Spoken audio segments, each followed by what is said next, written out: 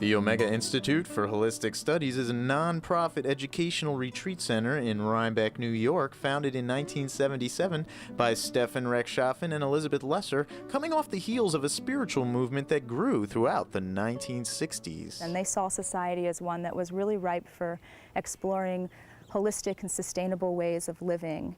And the idea of Omega was that you would come here to gain life skills that you wouldn't get in a traditional university setting. Every year, Omega sees more than 23,000 tourists coming for workshops, special lectures, conferences, and retreats. We have the kinds of workshops that you might already expect, like yoga and Tai Chi and meditation, but we also offer professional trainings. We offer workshops in culinary arts, in music, in dance, in writing. We offer psychology and courses in science and spirituality, designed to foster lifelong learning, inspired living, and building community. Some people come because they are processing a life change or because they want to gain professional skills. Others come simply to unplug and unwind. And we hear over and over again that people leave Omega feeling rejuvenated and ready and better prepared to return to the rigors of everyday life. We have a vegetarian dining hall here on campus prepared to serve between 500 and 1,700 meals a day, depending on the program that's happening on campus. The dining hall draws from more than 10 local farms across the Hudson Valley, all local, organic, and sustainable. The food is prepared both very flavorfully and also simply for people with food allergies. We have homemade breads and also hot foods, delicious juices, organic free trade coffee. But we also look at the total carbon footprint, so if buying something organic means it's coming from California, then that's a decision that we have to make case by case. Jet fuel.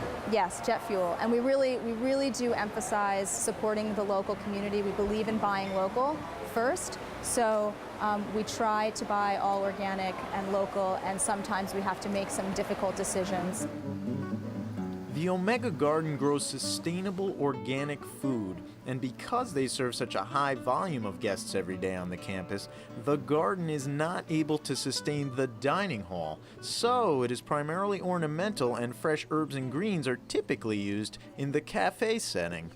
The Omega Cafe is a place that we address like people who want to eat meat, we have meat here. People who want some French fries, we have them. People really come here to talk about stuff, you know, after their workshops, or those of us who work here after our work day, you know, and it's an engaging place. Sustainability is one of Omega's core values and how we look at our relationship to the planet and to each other. Efforts on campus are quite significant.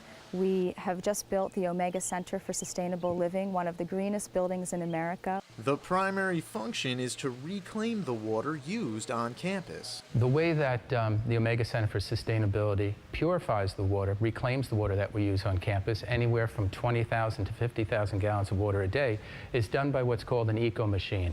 An eco-machine is essentially a natural process that uses nature's way of purifying water. You work with microorganisms and plants, and the wastewater literally goes through those, and the microorganisms digest the wastewater and transform the wastewater, and the plants use it for nutrients in their growth. So essentially, we're as close as possible to saying that we are in total balance with the water usage. Now, I'm standing next to this wastewater. This is about, I would say maybe 18 to 20 hours old, and you'll notice that it looks clean, there's no odor to it, and that's all been done with no chemicals and zero energy because of the solar panels on site. It's actually glorified biomimicry. It's a way of looking at the process that nature uses every day and learning from that and utilizing that embedded intelligence to address some of our significant issues. Skip told me another reason the building is here is because Omega wants people to come into a container. What's the Omega container? How do we do this thing that's called experiential learning and personal transformation and cultural transformation, all of these things? And a lot of it is done by the container that those teachings happen in. And so what happens is when you have an environment that demonstrates sustainability and you bring people into it and they're living in it, it becomes part of what they are, and they look at things differently when they leave. And that's that transformation moment. When you stand in here and you think of wastewater and you think brown and nasty, and then you turn your head and you look here and you see flowers growing. okay? That's the transformation right there, and that happens all the time with people on a personal level on campus. So this is an integration of how do you, as an organization, a nonprofit organization, put a stake in the ground and say, these are the things that are important to us, and we're really going to look at what is the best way that we can deliver this, and to make that possibility robust and give each person a deep enough experience of that so that there's actually the potential for change. Because we're in a narrow window.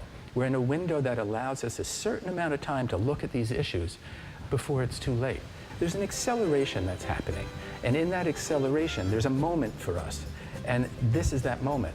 And so how we can understand how to deal with that moment so that it's not overwhelming and causing anxiety and stress in our lives, but that there's a way to understand our relationship to that and our responsibilities in it is a lot of what this center is about.